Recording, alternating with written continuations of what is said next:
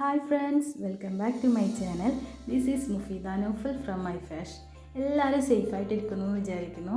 ഇന്ന് ഞാൻ ഈ ഒരു വീഡിയോയിലൂടെ നിങ്ങൾക്ക് ഷെയർ ചെയ്യാൻ പോകുന്നത് നമ്മൾ ഇതുപോലെയുള്ള കസ്റ്റമൈസ്ഡ് ഡ്രസ്സുകളിലൊക്കെ ചെയ്തിട്ടുള്ള ഹാൻഡ് മെയ്ഡ് ആയിട്ടുള്ള ഫ്ലവേഴ്സ് എങ്ങനെയാണ് നമുക്ക് സിമ്പിളായിട്ട് ഉണ്ടാക്കാമെന്നുള്ളതാണ്.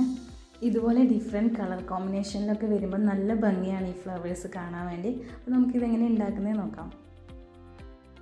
നമ്മളിവിടെ നെറ്റ് ഫാബ്രിക്കാണ് യൂസ് ചെയ്തിട്ടുള്ളത്. നെറ്റ് ഫാബ്രിക് യൂസ് ചെയ്യുമ്പോഴാണ് നല്ല പ്ലഫി ആയിട്ടുള്ള ഭംഗിയുള്ള ഫ്ലവേഴ്സ് നമുക്ക് കിട്ടുന്നത്. അപ്പോൾ നമ്മൾ മിനിമം 1 മീറ്റർ ലെങ്ത്ത് എടുക്കാം. വിഡ്ത്ത് നിങ്ങൾക്ക് എത്ര സൈസ് വേണമെന്നുള്ളതനുസരിച്ചിട്ട് നമുക്ക് വിഡ്ത്ത് അഡ്ജസ്റ്റ് ചെയ്തെടുക്കാവുന്നതാണ്. ലെങ്ത്തും അതുപോലെ എത്ര സൈസ് വേണോ അതിനനുസരിച്ച് എടുക്കാം.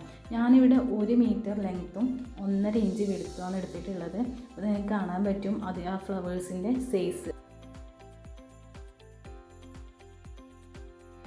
ബൈ ഹാൻഡാണ് നമ്മൾ സ്റ്റിച്ച് ചെയ്യുന്നത്, അതുകൊണ്ട് തന്നെ സൂചിയും നൂലും അത്യാവശ്യമാണ്. സൂചി നൂലൊക്കെ കോർത്തിട്ട് നമുക്ക് സെറ്റ് ചെയ്തതിന് ശേഷം ഓരോ പീസ് ഫാബ്രിക് എടുത്തിട്ട് റണ്ണിങ് സ്റ്റിച്ച് കൊടുക്കാം.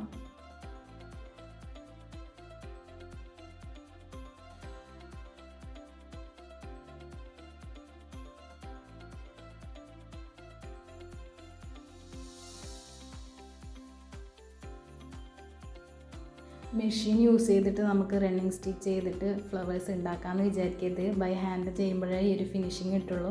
അപ്പോൾ ഇതുപോലെ നമ്മൾ സ്റ്റിച്ച് ചെയ്തതിന് ശേഷം ഗ്യാദേഴ്സ് ചെയ്തിട്ട് ഫാബ്രിക് ഗ്യാദർ ചെയ്തിട്ട് ബാക്ക് വശത്ത് നന്നായി ടൈറ്റ് ചെയ്തിട്ട് സ്റ്റിച്ച് കൊടുക്കാം നമുക്ക്.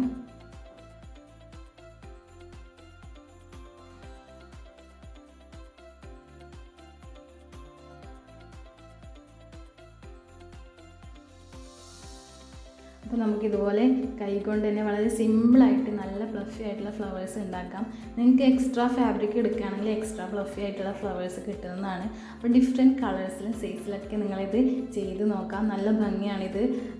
ഡ്രസ്സിലൊക്കെ വെച്ചിട്ട് കാണാം. കിഡ്സിൻ്റെ ഒക്കെ ഡ്രസ്സിൽ നല്ല ഭംഗിയാണ്.